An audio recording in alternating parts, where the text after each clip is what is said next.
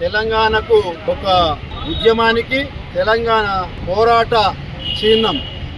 మొట్టమొదటిసారిగా తెలంగాణ ప్రాంతంలో ఆనాటి నిజాం ప్రభుత్వ భూస్వాములతో కూడినటువంటి రజాకాలతో కూడినటువంటి పెత్తందారులకు వ్యతిరేకంగా పోరాటం చేసి తొలిసారిగా అమరుడైనటువంటి తొలి సాయుధ తెలంగాణ పోరాట యోధుడు దొడ్డి కొమరయ్య గారు.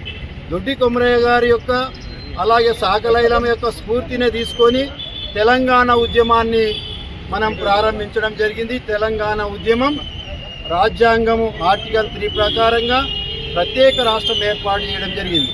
ఆనాటి యొక్క దొడ్డి కొమరయ్య, సాకలైలమ్మ, సురవరం ప్రతాపరెడ్డి వీళ్ళందరి కృషి వల్ల, అలాగే వీళ్ళందరికీ అందరికంటే ముందు ఆద్యుడు సర్దార్ సర్వాయి పాపన్న యొక్క ఈ ఉద్యమం వల్ల దాదాపు 10 లక్షల ఎకరాల భూమిని ఆ రోజు పంచడం జరిగింది. ఇవన్నీ కూడా మనం తెలుసుకోవాలి.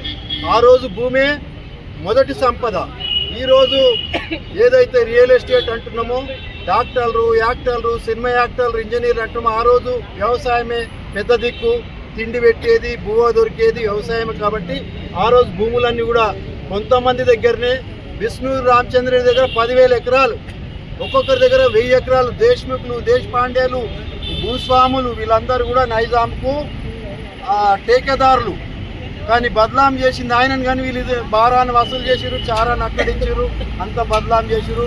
దళితులను, బీసీలను ముఖ్యంగా వీళ్ళందరిని అణచివేసిరు. ఆనాటి తెలంగాణ పోరాట యోధుడు దొడ్డి కొమరయ్య గారు 32 ఏళ్ళు భగత్ సింగ్ నార్త్ ఇండియాలో భారత స్వాతంత్ర పోరాటంలో ఎట్లా అసూలు బాసిండో, తెలంగాణ ఈ గడ్డ మీద గొప్ప పోరాట యోధుడు దొడ్డి కొమరయ్య. దొడ్డి కొమరయ్య కేవలం గొల్ల కురుమలే ఓన్ చేసుకోవాల్సిన అవసరం లేదు.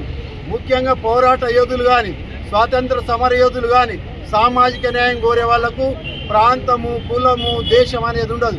వీళ్ళందరూ అన్ని కులాలు గౌరవించాల్సిన వ్యక్తి దొడ్డి కొమరయ్య గారికి మేమందరం రాష్ట్ర ప్రభుత్వం మరి అధికారికంగా నిర్వహించినందుకు, కలెక్టర్ గారికి వచ్చినందుకు వారికి ధన్యవాదాలు.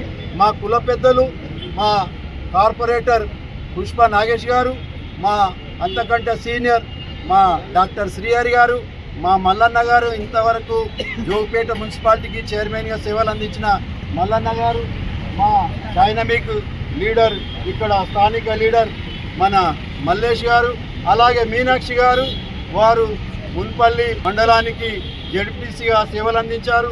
మా భూమన్న గారు కూడా మరి ఆ మండలానికి జెడ్పీటీసీగా వాళ్ళ సతీమణిని గెలిపించుకొని సేవలు అందించారు. అందరం కూడా సామాజిక న్యాయం కోరే వాళ్ళం. రేపు భవిష్యత్తులో మిగతా బీసీ కులాలతోటి, అణగారిన వర్గాలతోటి ఈ తెలంగాణలో కూడా భౌగోళిక తెలంగాణ వచ్చింది. ఈ రాబోయే కాలంలో అందరు కలిసి తెలంగాణను సాధించుకున్నాం. ఇప్పుడు మళ్ళీ ఏం సాధించుకోవాలి? ఎవరెంతో వారికి అంత వాటా సాధించుకోవాలి. దండలేసులు, దండాలు పెట్టుడు బంద్ చేయాలి. మన లెక్కలు తీసుకోవాలి, లెక్కలు అడగాలి. అన్ని పార్టీలలో ఉన్న వాళ్ళు ఎవరికి వాళ్ళు అడగాలి. ఏ పార్టీ వస్తే ఆ పార్టీ డోలు కొట్టడం, డప్పు కొట్టడం, భజన చేయడం బంద్ చేయాలి. అడగడం, ప్రశ్నించాలి. ప్రతి పార్టీలో ఏ పార్టీలో ఉన్న వాళ్ళు ఆ పార్టీ అధినాయకత్వాన్ని అడగాలి. ఇదే మన నినాదం. ఎవరు వస్తే వాళ్ళకి శాలువలు కప్పడము, దండలేయడం, ఫోటోలు పెట్టుకుంటే మన వాటా పోతుంది, మనం జీరోలు అవుతాము, వాళ్ళు హీరోలు అవుతారు. ఆయన గొడ్డలి మనకు గుర్తు రావాలి, ఆయన పోరాటం గుర్తు రావాలి, సాకలైన గొడవలు గుర్తు రావాలి, సర్వాయి పాపన బంధుకు గుర్తు రావాలి. వీళ్ళందరూ కూడా పోరాటం చేస్తే పోయేదేమి లేదు. బానిస సంఖ్యలు తప్ప మన మాట మనకు వస్తుంది అనేది మనం గుర్తు చేసుకోవాలి. ఈ మధ్యలో మీకు బెస్ట్ ఎగ్జాంపుల్ చెప్తా. నేను పెద్దన్నను తీసుమార్కానంటే చిన్న దేశం ఇరాక్ ఏం చేసింది? మొత్తం ఈ పంత వలగొట్టింది. ఇప్పుడు ప్రపంచ ఆర్డర్ అంతా చేంజ్ అయిపోయింది. పోరాటం చేస్తే నీ విలువ తెలుస్తుంది, శత్రువుకు నీ సత్తా తెలుస్తుంది, నీ సత్తా ఏందో నీకు తెలుస్తుంది. కాబట్టి పోరాటం చేయాలి, మన వాట మనం సాధించుకోవాలని మీరందరూ మరి ఈ బాటలో నడుస్తారని మీరందరి తరఫు నుంచి నాకు స్వాగతం పలికినందుకు, మీరు సమయం ఇచ్చినందుకు పేరున ధన్యవాదాలు తెలియజేస్తున్నాను.